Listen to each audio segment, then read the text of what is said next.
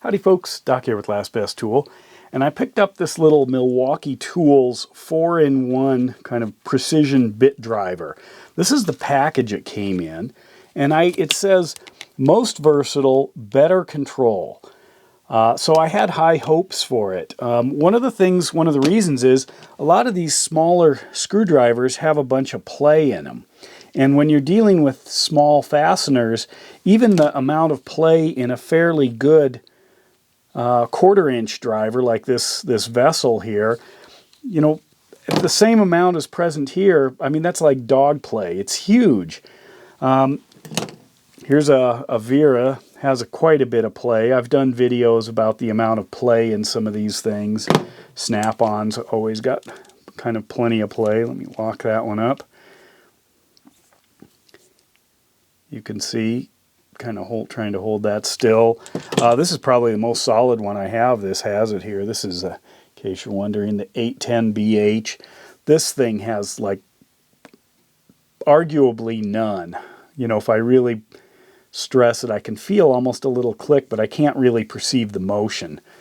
So that's a good lockup. PB Swiss, that's got a bunch of play, you know, at a micro level. Here's a Klein.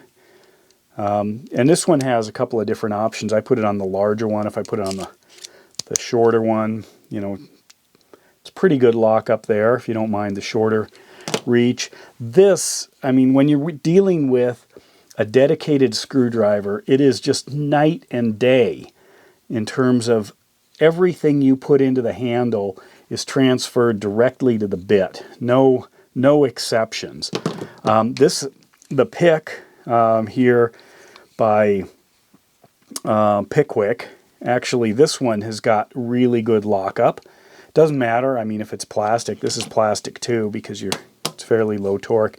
But that's nice and solid.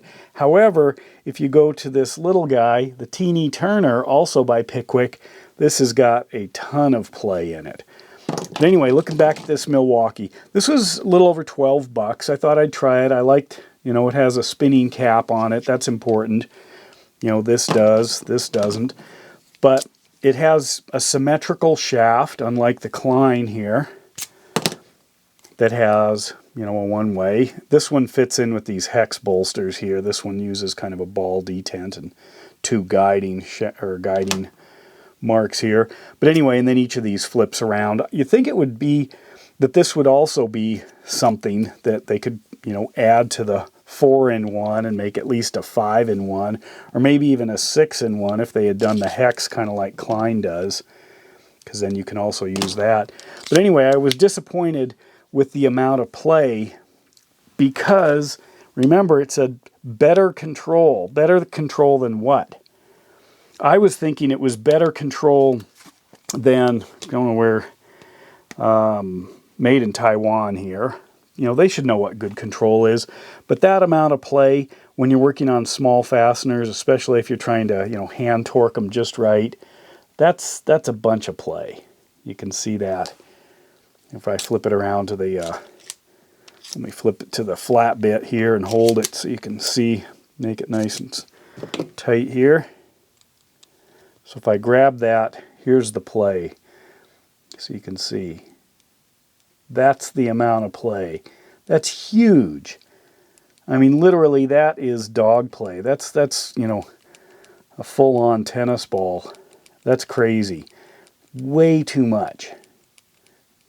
So, anyway, what happens is when you go small, it amplifies the play. So they might have been happy with that in some of their larger ones.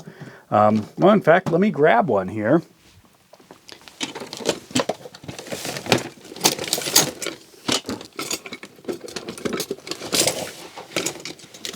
How about this guy here?